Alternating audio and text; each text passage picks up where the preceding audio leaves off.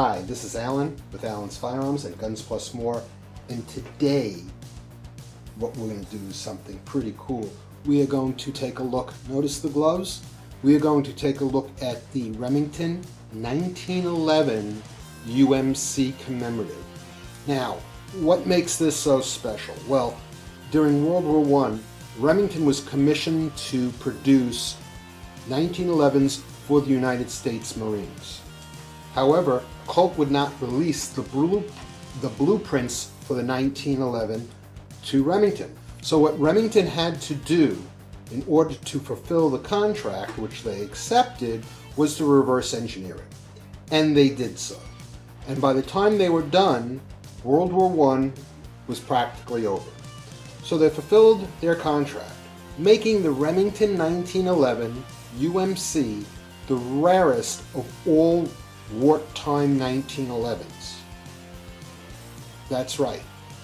People don't even know that Remington made 1911s. That's how rare it is, for the most part.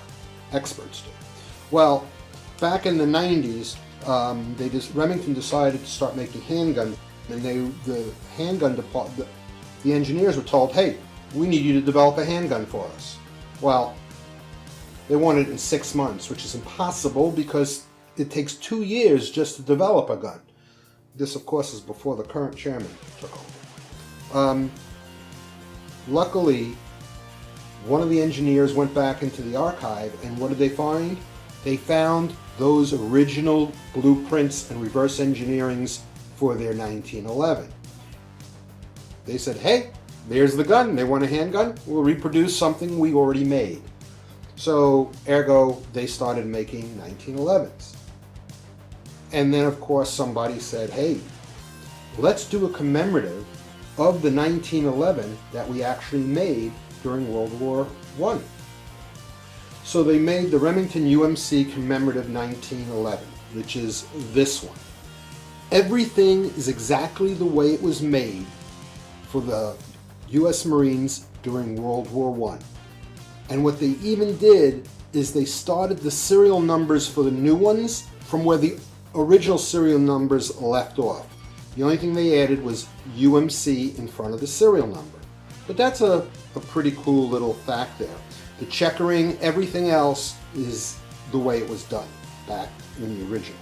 So you have a beautiful 1911 here. Now what I'm going to do is, it comes with, I'm going to show you how it's packaged, and it comes with some special stuff.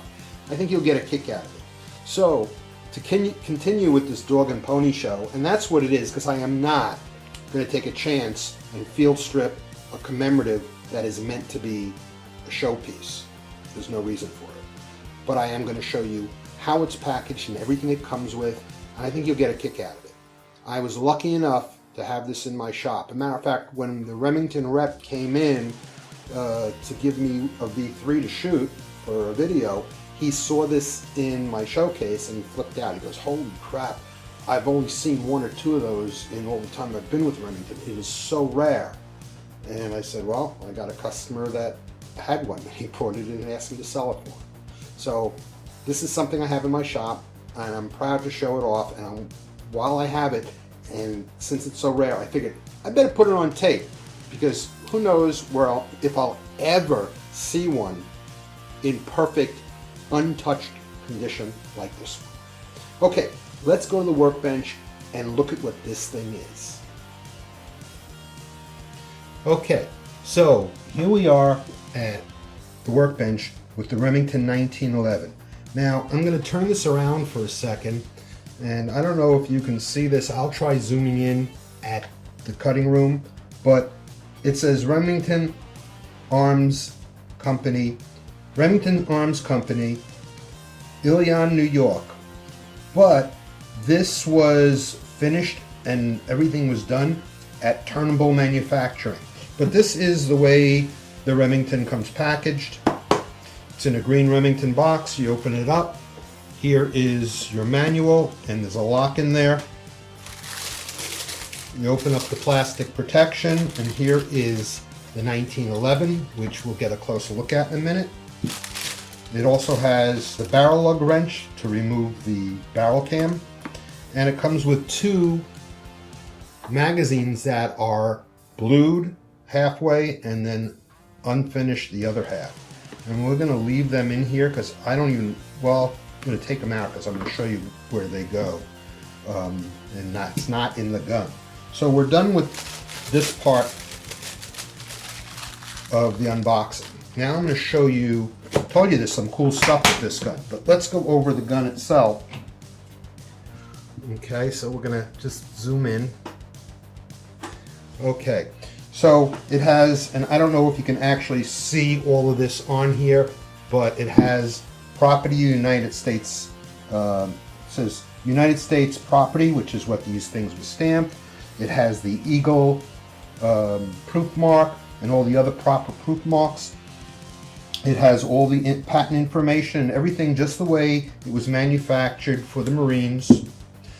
On this side it says model of 1911 U.S. Army caliber 45, and then it has the roll stamp and the UMC serial number, and this serial number happens to be 22246. So this is a pretty low serial number in the remanufactured ones. Now, this is exactly the same way that they made it for the U.S. government, which means this is a Series 70. There's no firing pin block in it. Now, what does that mean? Well, if you drop the gun or it's in a half-cocked position and the hammer hits the firing pin, it can go off. Okay, the newer ones after I think 1980, was in the 80s, they made the Series 80, which has the firing pin block. But this is, I mean, look how spectacular this is. This is exactly what the U.S. Marines were issued.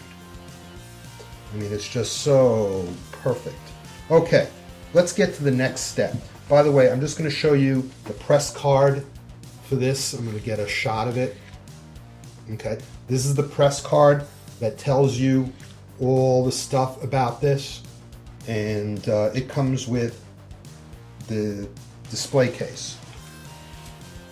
And as far as the technical stuff, it's an M1911 UMC 45 ACP marked with an eagle's head /138. Barrel is 5 inches, dovetail front and rear sight, weighs 38.5 ounces. Carbon steel frame and slide. Capacity is 7+1. Comes with 2 7-round magazines supplied. Custom display case. Shows off pistol, magazine, holster, double mag pouch, and a lanyard. For more detailed information, you have to see that press card.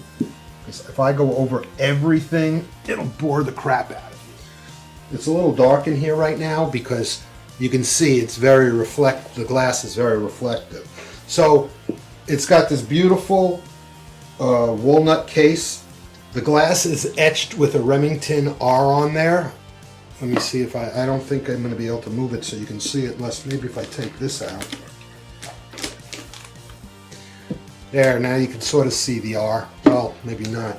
But in here, and these are all sealed packages, so I'm not going to open them. There is an original military double mag pouch.